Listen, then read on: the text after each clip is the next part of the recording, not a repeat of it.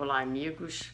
Capítulo 22 do livro Espírito da Verdade, a Poesia Perdida. O capítulo 22 se refere ao capítulo 6º, o Consolador Prometido, que nós abordamos também na última lição, e aqui ele se refere especificamente ao item 4, que fala do papel do Consolador, explicando para nós as causas, mas também o objetivo e as recompensas que vêm quando nós aceitamos a dor como um instrumento para o nosso adiantamento sem qualquer reclamação. O Consolador Prometido vai fazer claro para a gente por que nós sofremos, por que nós estamos aqui, o objetivo das nossas existências, o papel da dor, e vai trazer para os nossos corações, através do entendimento do porquê da vida e da essência da nossa existência, a fé fortalecida, a esperança no nosso porvir. E o texto de hoje, intitulado A Poesia Perdida, diz assim: o Consolador é a onipresença de Jesus na Terra. Ao influxo da benemerência celeste, ele asserena os gestos impensados das criaturas que gemem, esporeadas pelas provações. Aplaca os gritos blasfemos que se elevam de muitas bocas com requintes insaciáveis de orgulho. Recompõe os rostos incendiados pelo fogo de multifárias paixões e soergue os proscritos do remorso que se escondem nas dores devoradoras, desmemoriados na retificação que o destino lhes retraça. Então, esse primeiro parágrafo vem nos falar de como o Consolador nos ajuda nas nossas vidas, seja asserenando os gestos impensados, muitas vezes de loucura, de revolta, daqueles que passam por dores acerbas, porque traz o entendimento do porquê de todas as coisas e dá ao coração sofrido a certeza de que tudo passa e que dias melhores virão. Aplaca os gritos blasfemos das bocas que se elevam, muitas vezes corações insaciáveis e tomados de orgulho. Então, na medida em que a criatura entende que o seu papel real dentro da vida como divino, mas também como pequenino, como igual a todas as outras criaturas, como submetido, como todos os outros seres da criação, às leis de justiça e de amor de Deus, os gritos de revolta se tornam menos constantes. Recompõe os rostos incendiados pelo fogo de multifárias paixões, ou seja, ajuda na reabilitação de tantos que se perdem, não é? No dia a dia, dentro das paixões, dentro das ilusões, da cegueira, do não entendimento do porquê da nossa existência. E soergue os proscritos do remorso que se escondem nas dores devoradoras, ou seja, nos ajuda todos nós que cometemos erros, que às vezes inconscientes, às vezes mais ou menos deliberados, mas sempre um reflexo da nossa fragilidade. O Consolador vem nos ajudar no nosso reerguimento. Então, esse primeiro parágrafo nos fala de maneiras diferentes, usando 4 verbos bem fortes, bem significativos: asserenar, aplacar, recompor, soerguer. Esse é o papel do Consolador nas nossas existências, quando nós o entendemos e trazemos para a nossa vida, não só através do conhecimento cognitivo, mas trazemos para o nosso coração na expressão da fé, na expressão da confiança em Deus e da confiança na vida. O Consolador Prometido, sursum corda, res non verba, duas expressões em latim que significam corações ao alto, obras, não palavras. Então, um chamado de bom ânimo, um chamado ao trabalho. Não importa qual seja a sua condição nesse momento, por mais esmagados que nós possamos nos sentir, por mais cansados, por mais que o nosso coração resista ao influxo do amor, o Consolador Prometido nos convida, nos impulsiona a olhar para o alto, a encher o nosso peito de esperança e a trabalhar em favor de um presente melhor e de um futuro melhor. Seguindo-lhe os ditames, jamais desfites o alvo em mira, pois os olhos voltívolos não podem fixar os painéis vislumbrados nos cismos.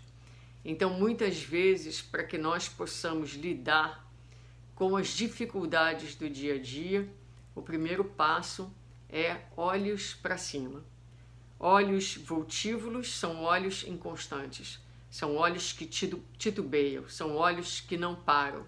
É preciso fixar, é preciso focar, olhar para o alto e de lá não desviar o nosso olhar.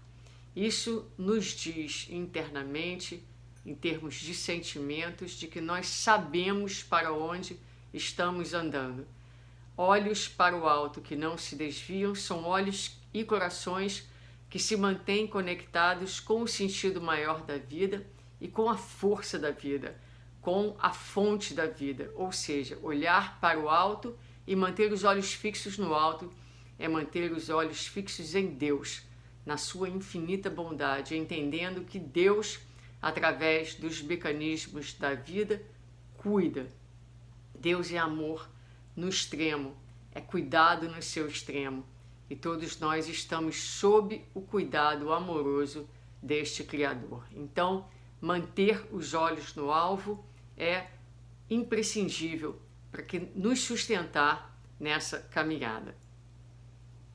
E aí ele vai começar então a nos dizer que obras, que tarefas, que exercícios nós podemos fazer que nos ajudem nessa caminhada, dizendo assim: recorda que todas as cenas humanas têm seus bastidores espirituais.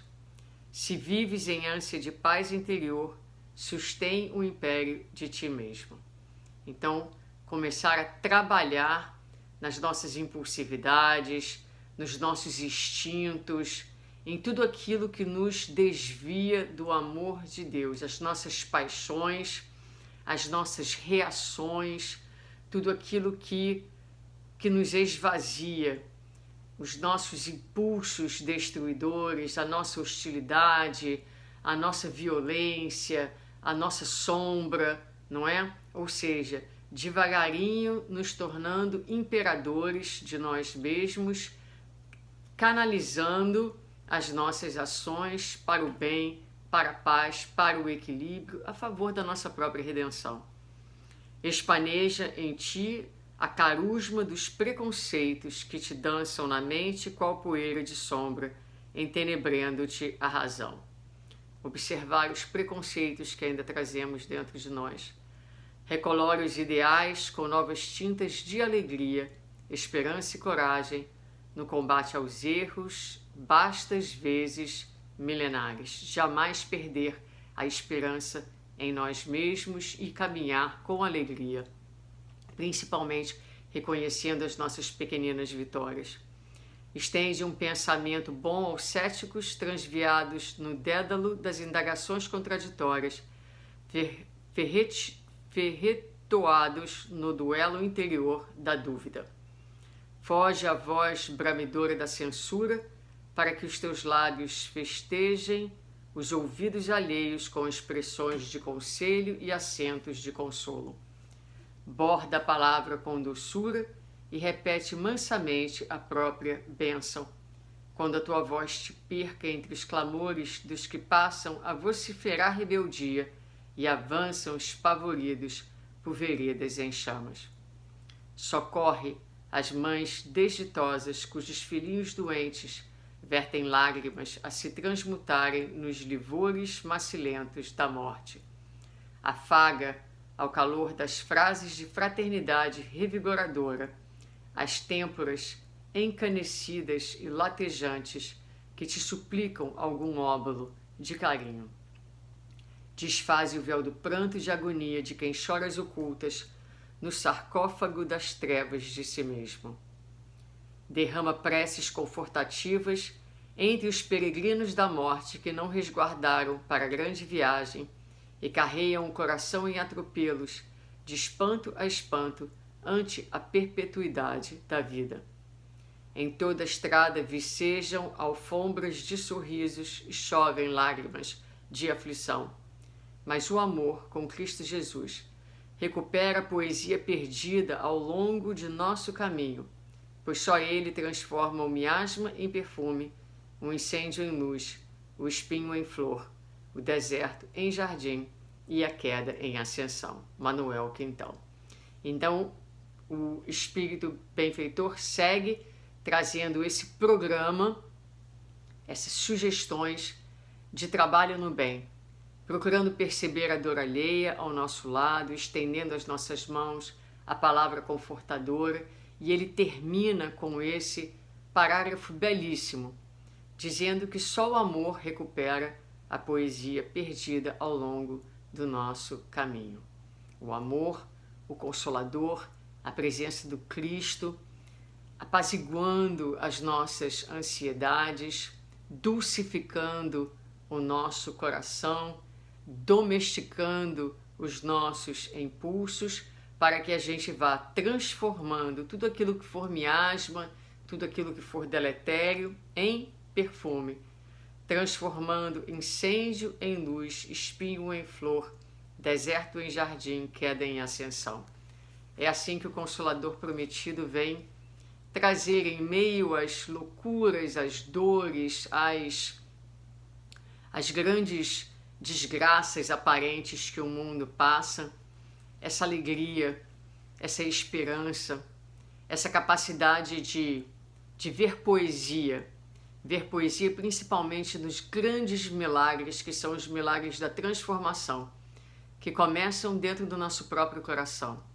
Não há poesia mais linda, não há milagre mais verdadeiro do que o milagre do Consolador atuando nas nossas vidas, nos fazendo pessoas melhores e, por consequência, mais pacíficas, mais felizes e, assim, também melhores instrumentos de Deus na Terra, transmitindo essa mensagem, como diz aqui a chamada que o Espírito coloca, res non verba, por obras e não por palavras, pelo nosso vir a ser. Uma semana, um dia de muita paz para todos. Um grande abraço.